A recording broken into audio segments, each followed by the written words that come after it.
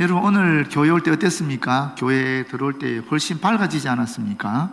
일단 예배당 문이 훨씬 좋아졌죠. 그리고 어제 대청소를 했기 때문에 교회 예배당 안에 공기의 질이 여러분 훨씬 좋아졌습니다. 참 상쾌한 마음으로 또 밝은 마음으로 주님 앞에 또 이 귀한 찬양을 듣고 예배를 드리니까, 말씀까지 들으시니까 참 좋다 하는 생각이 안 듭니까, 여러분? 안 드시군요. 저는 참 좋습니다.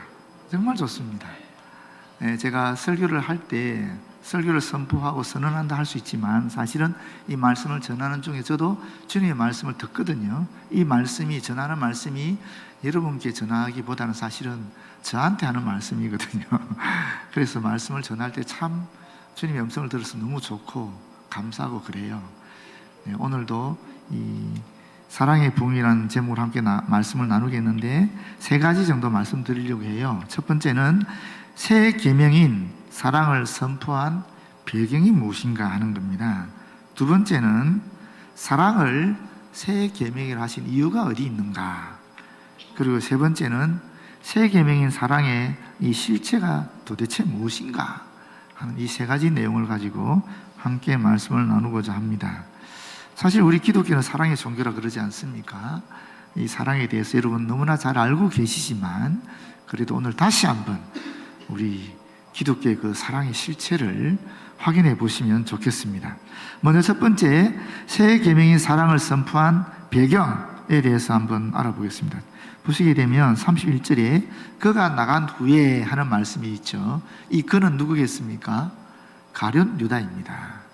아시다시피 잡히시기 전날 다락방에서 우리가 흔히 말하는 초의 만찬 식사를 하시고 또 세족식을 마친 다음에 예수님께서 27절에 보게 되면 떡 조각을 유다에게 주십니다.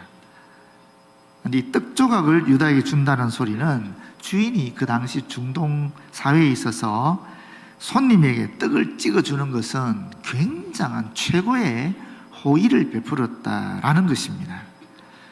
예수님은 사실 가룟 유다가 당신을 팔 걸 알고 있었지 않았습니까? 그렇지만 예수님은 끝까지 가룟 유다를 사랑하신 거죠. 그래서 마지막 순간까지 최선의 최고의 그 사랑의 표시인 호의를 베풀었다라고 볼 수 있습니다. 그런데 곧 사탄이 그 속에 들어갔습니다.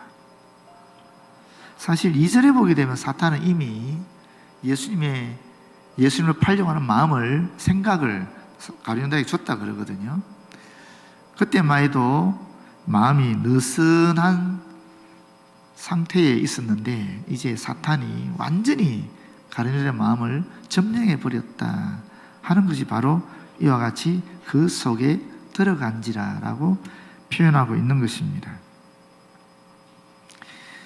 왜 가룟 유다가 그걸 못 깨달았을까, 못 알아차렸을까, 참 안타까운 마음이 들죠. 사실 함께 있었던 제자들도 워낙 예수님이 지금 호의의 표시로 최선의 호의를 가룟 유다에게 했기 때문에 너희 중에 하나가 나를 팔리라 하는 그 말에 대한 응답으로서 받아들이지 못했어요. 떡 주는 것을. 사실 예수님은 얘야라고 얘기하는 것이었지만 워낙 이 호의로 대하는 것이기 때문에 제자들은 그걸 깨닫지 못할 만큼 사실 마지막까지 예수님이 가룟 유다에게 사랑을 베풀었다고 볼 수 있거든요. 그런데 불행히도 사탄이 그 마음을 완전히 점령했고, 그리고 나서 예수께서 내가 하는 일을 속히 하라 이 말씀을 듣고 나가서 주님을 팔아버리죠. 그게 이 31절 처음에 나오는 내용입니다. 그 가룟 유다가 나간 다음에 예수께서 지금 인자가 영광을 받았고 하나님도 인자로 말미암아 영광을 받으셨도다 이런 말씀을 하시면서 11 제자와 더불어 이야기를 나누시고 영적인 진리를 선포하시는데, 그 선포의 첫 번째가 새 계명을 주는 것이었어요. 근데 여기 이 구절이 조금 이상하지 않습니까, 여러분? 예수께서 이르시되 지금 인자가 영광을 받았고, 지금 인자가 영광을 받았습니까? 영광은 언제 받는 것입니까? 예수님 십자가 못 박혀 돌아가시고 부활하셨을 때, 그때 영광을 받는 거죠. 그리고 성전에서 하늘나라 보좌에 가시는 건데, 사실 부활의 영광은 뒤에 오는 거잖아요. 아직 죽지도 않았는데. 그런데 주님은 지금 인자가 영광을 받았다라고 얘기하고 있는 것입니다. 또 동시에 하나님도 인자로 말미암아 영광을 받으셨도다 이렇게 말씀하고 있죠. 이게 지금 미래에 일어날 일인데 지금 과거에 이미 일어난 것처럼 얘기하고 있지 않습니까? 왜 그럴까요, 여러분? 이 사람들의 문법에 의하면은 그렇습니다. 미래에 일어날 일이지만 이것이 너무나 또렷하고 정확하게 이루어질 것이면은 과거형으로 문법적으로 그렇게 얘기하는 거예요. 너무나 정확하게 이제 유다가 예수님 팔 것이고 곧이어 다음날 예수님 고난받으시고 십자가 못 박혀 돌아가시기 때문에 너무나 정확하게 일어나는 일이기 때문에 이렇게 과거형으로 표현했다라는 것입니다. 만일 하나님이 그로 말미암아 영광을 받으셨으면 하나님도 자기로 말미암아 그에게 영광을 주시리니 곧 주시리라. 여러분, 왜 이 십자가의 죽음이 영광이 되느냐 하면은 사실 이 십자가라는 것은 굉장히 중요한 의미가 있지요. 우리가 하나님을 얘기할 때 공의로운 하나님, 정의로운 하나님, 또 사랑의 하나님이라고 얘기하잖아요. 그런데 이 사랑과 정의라는 것은 대립되는 가치거든요. 사실 죄를 지으면 벌을 주는 게 공의고 정의잖아요. 그런데 반대로 사랑은 뭡니까? 죄를 지었어도 용서해주고 받아주는 게 또 사랑이란 말이에요. 하나님 안에 이게 두 개가 다 있으니까 참 우리가 하나님 이야기가 쉽지 않은 거죠. 그런데 십자가에서 그 하나님의 인격이 그대로 표현된 거예요. 왜 그렇습니까? 죄를 지은 우리 인간이 죽을 수밖에 없는 거예요. 벌을 줘야 되는 겁니다.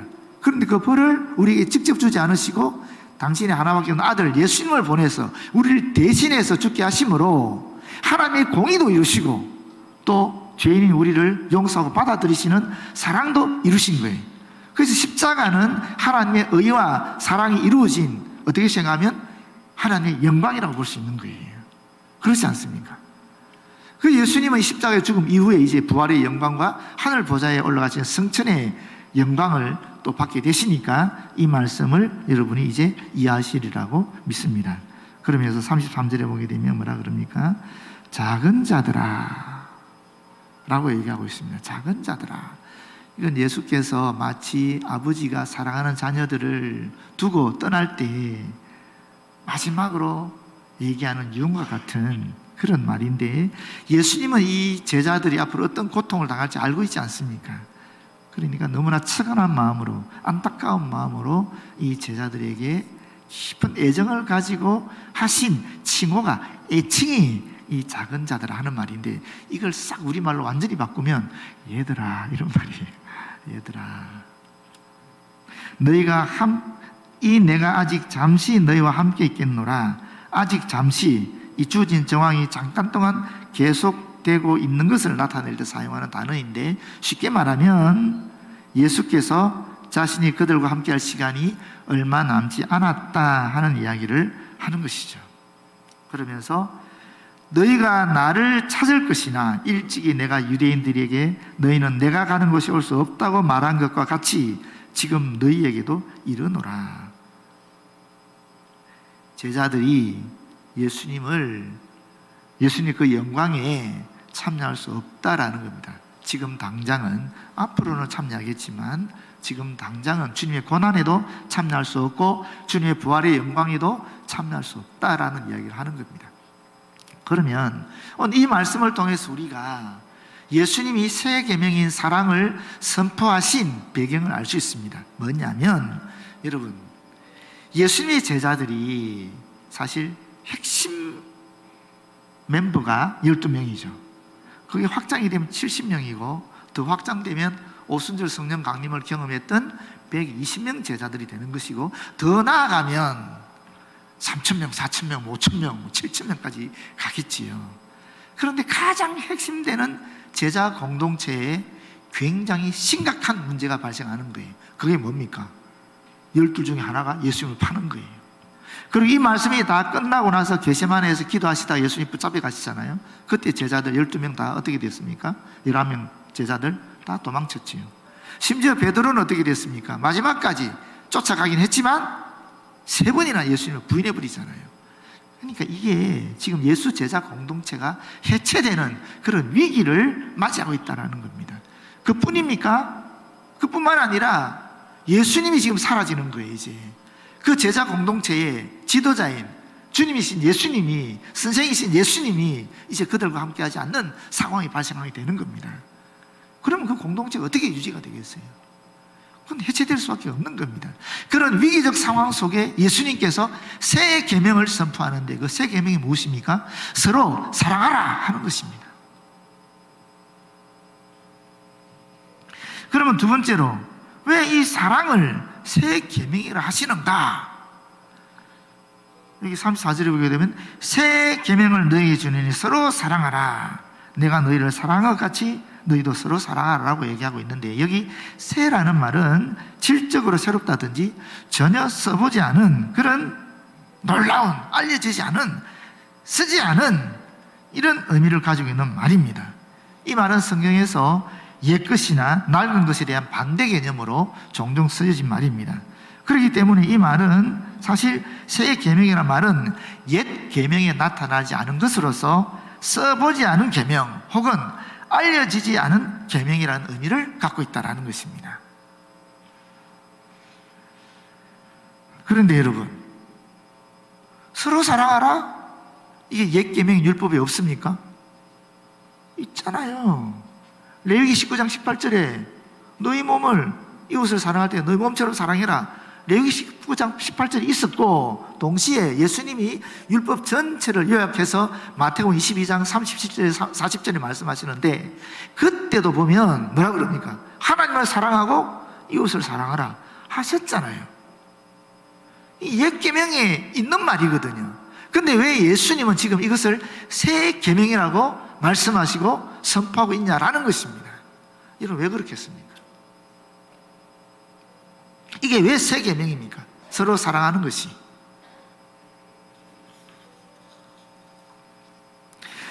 우리가 알다시피 예수님은 율법의 폐기자가 아니고 율법의 완성자로 이 땅에 오셨지요. 그래서 예수님은 기존의 율법을 온전히 폐하고 이전에 없던 새로운 계명을 주신 것이 아닙니다. 그렇지 않습니까?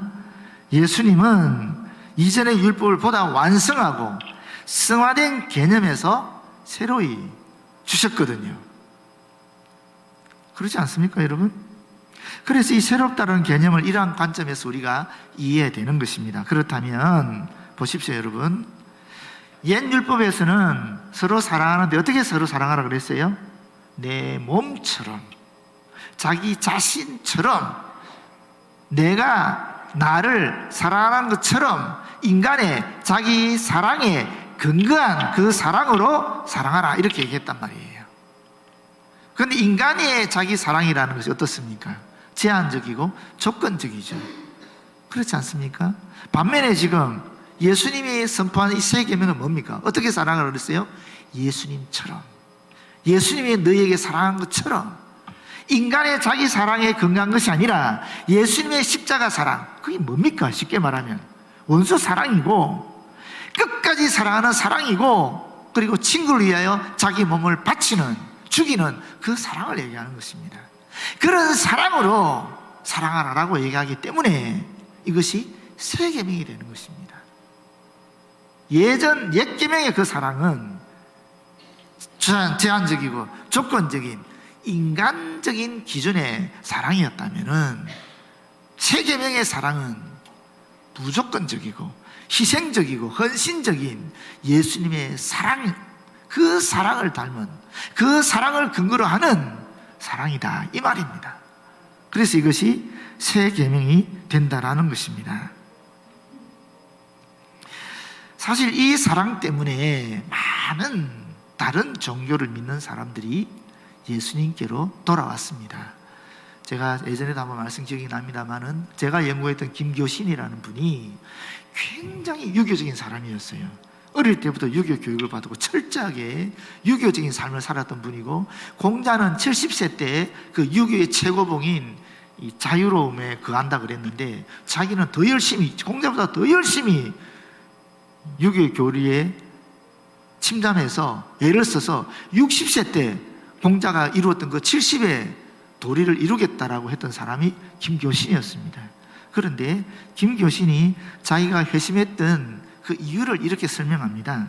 논어에 보게 되면 이직보원, 이덕보덕이라는 말이 있는데, 이 말은 무슨 말이냐면은 원한에는 강직으로 갚고 착한 덕형에는 은덕으로 갚아라 라는 말입니다. 이것을 김교신은 인간적인 유교의 교훈으로 받아들였습니다. 반면에 기독교는 원수를 사랑하며 오른뺨을 치면 왼쪽 뺨도 향하라 하는 엄청난 얘기가 있는데, 이것을 김교신은 기독교의 초인적인 그런 교훈으로 받아들였습니다. 그리고 이 유교의 가르침과 이 기독교의 가르침을 비교해 보니까 이분의 표현에 의하면 유교의 가르침은 연못의 폭이라 그런다면 이 기독교의 가르침은 바다의 폭과 같다. 비교가 안 된다라는 거죠. 뿐만 아니라 이런 얘기도 합니다. 기소불욕 물시의임이라, 이 논어에 나오는 말인데, 이것도 내가 원하지 않는 일을 남에게 강요해서는 안 된다 하는 말입니다. 이게 유교의 가르침이라는 도덕률에 있어서. 근데 기독교는 이 식으로 고치면은 기소욕 시의임이라, 내가 원하는 것을 남에게 베풀어라 라고 해석할 수 있는데, 이 말은 여러분이 잘 아는 우리 기독교의 황금률이 있지요. 마태복음 7장 12절 남에게 대접을 받고자 하는 대로 남을 대접하라 하는 그 말씀이 있잖아요. 그 말씀을 한자로 고치면 이렇게 된다라는 거예요. 김교신이 기독교에 대해서 전반적인 다 이해를 못하지만 이 도덕률에 있어서도 유교적 가르침은 굉장히 소극적이라는 거예요. 반면에 기독교의 가르침은 도덕에 있어서 굉장히 적극적이라는 겁니다. 그래서 유교에서 기독교로 갈아타고 엄청난 일들을 행하는 사람이 되는 것이었어요. 지금 우리가 다니엘 기도회를 하고 있지요. 지난번에 인도에서 오신 전던 선교사라는 분이 간증을 했는데, 이런 간증을 해서, 이분이 인도에 있을 때 깡패였어요. 아버지는 독실한 힌두교 신자였고, 교회 간다 그러면 아주 뭐 죽이겠다는, 머리를 자르겠다는 그런 만큼 무서운 힌두교 신자였는데, 이분이 거기에서 회심을 하게 되고 또 선교사의 도움을 받아서 우리 한국에 와서 대학을 공부하고 또 신학대학원을 졸업하고 목사 안수도 받고 이제 인도에 가서 교회를 개척한 거예요. 몇 년 지났는데 몇 년 만에 그 신도가 130명이 됐대요. 130명이 됐는데 이분이 비전을 어떻게 갖고 있느냐 하면, 자기 교회 비전이 이렇다라고 얘기해요. 10,000명의 성도, 2,000명의 리더, 300명의 해외 선교사 파송. 제가 깜짝 놀랐어요. 말도 안 되는 소리 하냐 하는 마음이 들면서도 한편으로, 야, 저 인도에서 130명밖에 안 되는 성도가 모인 교회가 이런 비전을 선포하면 우리 교회는 어떻게 해야 되나? 그럼 우리는 10만 명을 선포해야 되나?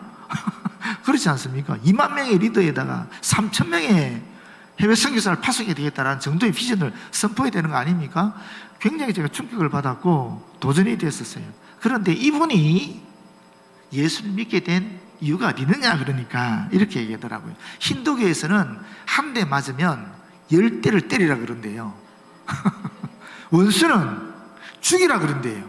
근데 기독교는 왼뺨을 맞으면 오른뺨을 대고 원수는 사랑하라 그러니까 거기에 감복해서 예수를 믿게 됐다라는 거예요. 이 사랑이, 이 예수님의 세 계명에 의한 이 사랑이 많은 사람들을, 다른 종교인들을 기독교로 끌어들이고 있는 위대한 진리라는 겁니다. 위대한 가르침이라는 겁니다. 그 가르침을 우리는 이미 알고 있고 또 그 가르침에 젖어 있는 사람들이라는 겁니다. 마지막 세 번째는 이 세 계명인 사랑의 실체에 대해서 제가 두 가지로 얘기하겠는데, 첫 번째는 이 제자됨의 표시이다 하는 것이고, 두 번째는 은사들을 시행하게 하는, 은사들을 은사되게 하는 가장 좋은 길이다 하는 말씀을 드리고자 합니다. 35절을 먼저 보시게 되면, 너희가 서로 사랑하면 이로써 모든 사람이 너희가 내 제자인 줄 알리라 라고 얘기하고 있는데, 여기 제자라는 말은 두 가지 의미는 최소한 갖고 있는 거죠. 첫 번째는 뭡니까? 배우고 훈련받는 사람이라는 뜻이죠. 영어로는 이걸 disciple이라고 그러지요. 두 번째 의미가 뭐냐면은 단순히 선생에 의해서 배우고 이 훈련받는 사람에 지나는 것이 아니라, 두 번째 의미가 중요하죠. 그 선생을 본받고 뒤따르는 사람이라는 겁니다. 팔로우라 그러죠, 이거를. 이 두 가지 의미가 제자라는 말 속에는 담겨 있다라는 겁니다. 그런데 여기서 알리라는 말이 있죠. 알리라. 이 알리라는 말은 모든 사람이 스스로 알게 될 것이다 하는 의미입니다. 사람들이, 세상 사람들이 우리가 하는 어떤 말을 통해서가 아니라 우리가 살아가는 모습을 보고 느낌으로써 그 사랑이 참된 것을 깨닫게 되고 우리가 예수님의 제자인 것을 알아차리게 된다 하는 그 말씀입니다. 여러분, 우리가 지금 딱 보게 되면 찬양대는 지금 이 자리에 의해서 구별되기도 하지만 사실은 보자마자 우리가 찬양대원인 걸 알게 됩니다. 어떻게 알아차리게 되는 겁니까? 의복이 다르잖아요.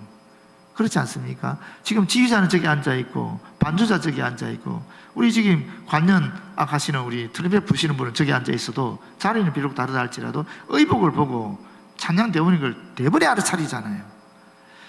유대인들도 그 당시에 이방인들과 딱 보면 저희가 유대인이라는 걸 분명히 알아차리게 하는 것들이 있었어요. 그게 의복이기도 하고 할례를 행하는 예식이기도 했었어요. 그리고 학파들도 마찬가지입니다. 그 당시 이방 철학의 학파들도 자기 나름의 독특한 그런 문화가 있었어요.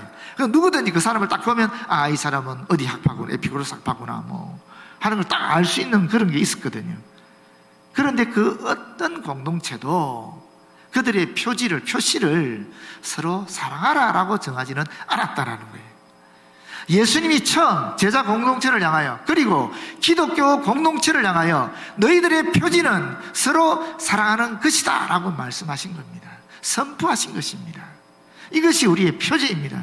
이것이 제자됨의 표지고 이것이 그리스도인들의 표지라는 것입니다. 표시라는 것입니다.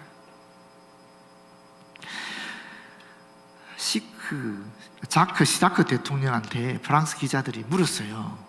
프랑스에서 중년층이라는 것은 어떤 의미를 가지고 있습니까? 어떤 사람을 중년층이라 할 수 있습니까? 라고 말했을 때 이분이 이렇게 얘기했대요. 적어도 프랑스의 중산층이라면 소득은 논외로 치고 얼마나 벌고 뭐 돈이 많고 적고는 일단 빼고 우선 하루에 적정량의 운동을 할 것.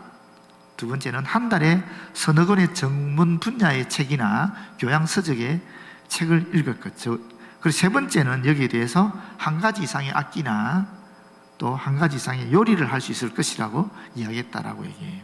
다시 말하면 최소한 이 정도의 지적 수준이나 건강이나 교양은 있어야 명색이 프랑스의 중산층이라 할 수 있다는 얘기예요. 여러분 어떻습니까? 저는 최소한 요리 하나 정도는 할 수 있습니다. 계란 후라이 자신 있게 할 수 있습니다. 라면 끓이는 거 할 수 있죠. 근데 여러분, 성도의 기준이 뭔가? 우리가 최소한 성도라고 그랬을 때는, 예수의 제자라고 그랬을 때는 최소한의 기준이 뭔가 하는 거예요. 우리가 주일마다 교회 출석한다? 물론 성도이지요. 또 날마다 성경을 매일 읽는다? 물론 성도이지요. 또 기도 생활을 열심히 한다? 물론 성도입니다. 예수 그리스도의 복음을 전한다? 물론 성도입니다.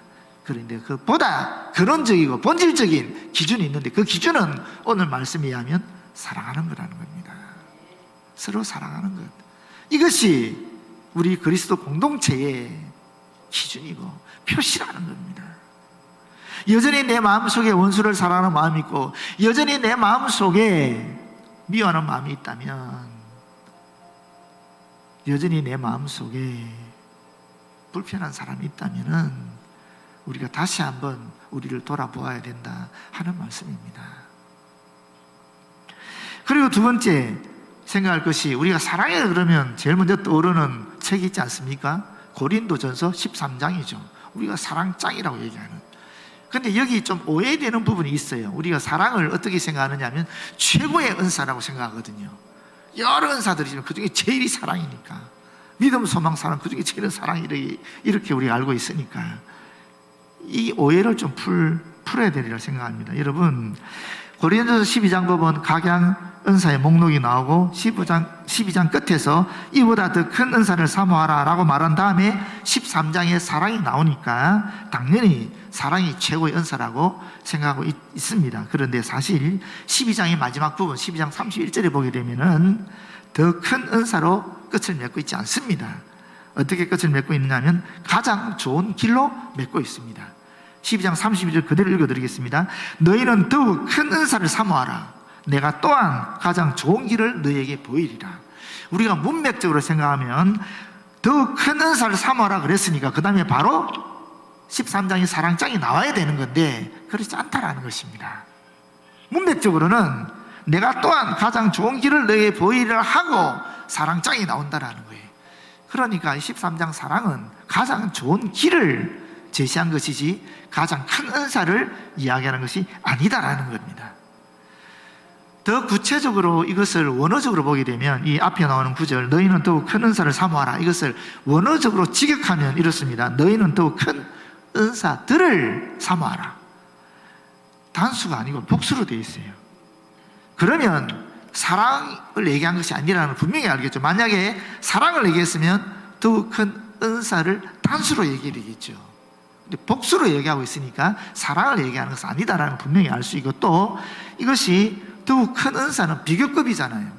최상급이 어떻게 됩니까? 가장 큰 은사를 사모하라 이렇게 될 것인데 비교급을 표현하기 때문에 이것도 또한 사랑을 얘기하는 것이 아니다라는 걸 우리가 확인할 수 있는 거예요. 비교급 무슨 얘기냐면 은사들이 있고 이거보다 더 큰 은사가 있다라는 거죠. 은사들이 뭐냐? 뭐 방언이라든지 또는 예언의 능력을 병 고치는 걸 얘기한다든지 뭐 이런 것들이 다 일반적인 은사들인데 그 중에 더 큰 은사는 보통 성경에서 더 큰 은사라고 얘기할 때는 말씀과 관련된 은사들을 이야기하는 겁니다. 말씀과 관련된 은사, 복음을 전한 거라든지 말씀을 깨닫는 거라든지 이런 것이 더 큰 은사이다라는 얘기를 하는 거지요. 그래서 그런 맥락에서 우리가 이제 이 구절을 보면 더 명확해지는데 보십시오.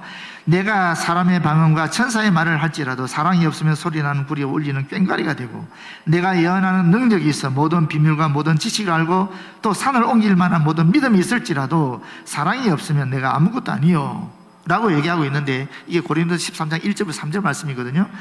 여기서 보게 되면 사람의 방언, 천사의 말, 예언하는 능력은 다 은사들이죠. 근데 여기에서 사랑이 무슨 기능을 하는 은사다라고 얘기하고 있지는 않잖아요. 그러니까 이 말은 무슨 말이냐면은 사람의 방언이라는 은사에도 사랑이 있어야 된다는 거예요. 천사의 말을 하는 은사에도 사랑이 있어야 된다는 것입니다. 예언하는 능력이 있는 그 은사에도 사랑이 있어야 된다는 것입니다. 다시 말하면 이 은사들을 행할 때 무엇이 없으면 울리는 꽹과리가 된다 그랬느냐? 사랑이 없으면 울리는 꽹과리가 된다라는 거예요. 그러니까 모든 은사들을 행할 때에 사랑으로 행해야 된다 이 말을 하는 것이지, 사랑이 이 모든 은사들 중에 가장 큰 은사는 아니다라는 것이죠. 다시 말하면 사랑은 은사의 종류가 아닙니다. 사랑은 은사들을 시행하는 가장 좋은 방법, 가장 좋은 길이다 하는 말을 하고 있는 것입니다. 결론적으로 여러분, 우리가 예수님을 믿게 되면, 예수를 그리스도를 믿게 되면 그분이 우리 마음에 들어오시는 거잖아요. 예수 그리스도의 마음이 우리 안에 자리 잡는 거잖아요. 그럼 우리의 마음의 결이 변화가 되는 것이거든요. 그 믿음으로 말미암아 우리의 마음의 결이 믿음의 결이 되는 거예요. 이 믿음의 결이 마음씀을 통해서 행동으로 나타나는 것을 우리는 사랑이라 그러는 겁니다. 예수의 십자가의 그 구속으로 말미암아 우리가 대속함을 받았고 구원을 얻었다. 그 믿음 결을 통해서 튀어나오는 사랑은 예수 그리스도의 희생적이고 헌신적인 십자가의 그 사랑이 되지 않겠습니까? 그러니까 이 믿음과 사랑은 사실 분리가 안 되는 거예요. 구별은 될 수 있겠지만, 그런데 우리 마음에 예수를 그리스도는 이 믿음의 결이 약해지면 어떻게 되겠습니까? 예수 그리스도를 바라보지 않고 세상적인 가치관, 또 세상을 바라보는 믿음을 가지게 되면 이 믿음의 결이 불안의 결로, 염려의 결로, 두려움의 결로 바뀌게 되어버리는 겁니다. 그러면 이 불안의 결이 마음씀이라는 행동으로 나타나고, 또 염려의 결이 마음씀이라는 행동으로 나타나고, 또 두려움의 결이 마음씀이라는 행동으로 나타나게 되면서 우리가 이 세상 살아가는 것이 고난의 삶이 되는 겁니다. 힘들고 괴로운 삶이 되는 겁니다. 그래서 이 믿음이 없이는 사랑이 나올 수 없고, 사랑이 없이는 그 믿음을 확장할 수가 없는 것입니다. 우리가 우리 마음에 예수 그리스도에 대한 분명한 믿음의 결이 있을 때에 그 예수 그리스도의 희생적인 그 사랑이 우리의 마음씀을 통해서 드러나게 되는 것이거든요. 그럴 때 우리는 진정으로 예수님처럼 희생적이고 헌신적인, 원수를 사랑하고 끝까지 사랑하고 친구를 위해서 내 목숨을 바칠 수 있는 그런 사랑을 할 수 있게 되는 겁니다. 그렇게 될 때 이 공동체가, 우리가 함께 속하는 이 공동체가 진정한 그리스도의 공동체, 예수께서 인정하는 제자 공동체가 될 것이고, 뿐만 아니라 세상 사람들이 우리를 통해서 이런 그리스도의 사랑이 흘러 넘쳐 나가는 것을 접하면서 우리 공동체를 향하여 저들이야말로 예수 그리스도의 제자들이다라고 인정하고 그들 또한 우리와 같은 공동체 안에 들어올 수 있게 된다라는 것입니다. 여러분, 모쪼록 저와 여러분이 예수 그리스도의 그 십자가 사랑으로 서로 사랑했으면 좋겠습니다. 그래서 우리를 보고 세상 사람들이 우리를 그리스도의 제자로 인정할 뿐만 아니라 우리 안에 있는 예수 그리스도 그 십자가의 사랑이 흘러 넘쳐서 그들 또한 우리와 같은 그리스도의 제자들, 그리스도의 공동체 안에 들어오는 역사가 일어나기를 진심으로 바랍니다. 기도하겠습니다. 주님 감사합니다. 주신 말씀 함께 나누어 싸우니 이 말씀이 여기 있는 우리 모두의 심령 속의 역사여서 우리가 진정으로 주님이 인정하시는 예수 그리스도의 희생적 헌신이 그 사랑으로 서로 사랑하는 제자 공동체, 그리스도의 공동체 되어지도록 인도하여 주시옵소서. 예수님 이름으로 기도드립니다. 아멘.